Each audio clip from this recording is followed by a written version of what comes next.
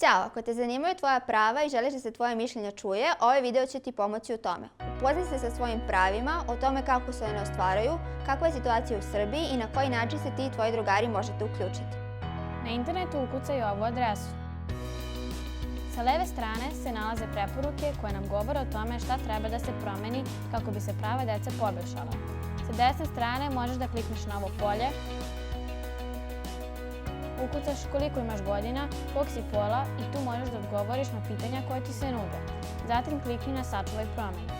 Konvencija o pravima deteta je međunarodni ugovor Ujedinjenih nacija u kojem su pobrojana prava deteta. Naša država se obavezala da će ta prava poštovati.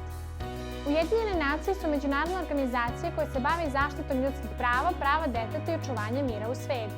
Komitet za prava deteta prati da li država poštuje prava koja se nalaze u konvenciji. Država to čini tako što komitetu podnosi izveštaj svakih 5 godina. Komitet saopštava da li je zadovoljan stanjem prava deteta u državi i daje preporuke šta treba da se promeni. Komitet je preporučuje da država usvoji zakon o deci.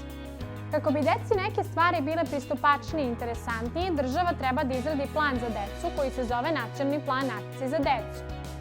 Nama treba ombudsman za prava deteta koji će štititi samo naša prava i ko nam može pomoći kada naša prava nisu ostvarena. Svi koji rade sa decom i mladima bi trebalo da se informišu o pravima deteta kroz obuke koje će ih približiti mladima. Različitosti ne treba da utiču na prihvaćenost u društvu. Kada se odlučuje o nečemu što je vezano za nas, treba da se uzme u obzir ono što je u našem najboljem interesu.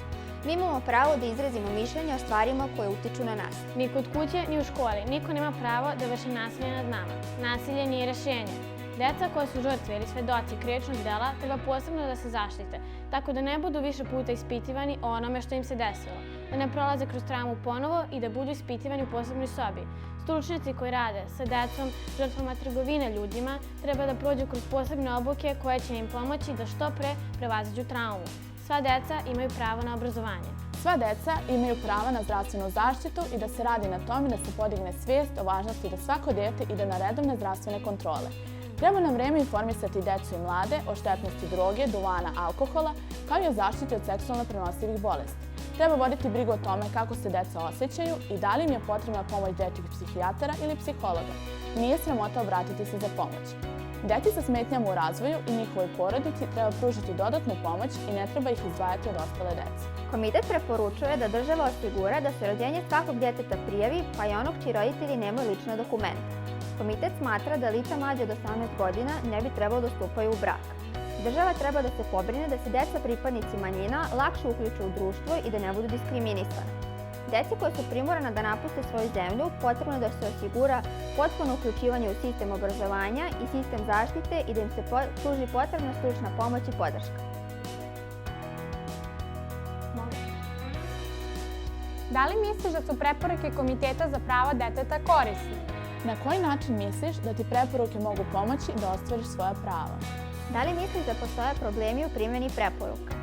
Da li imaš još neka pitanja u vezi preporuka?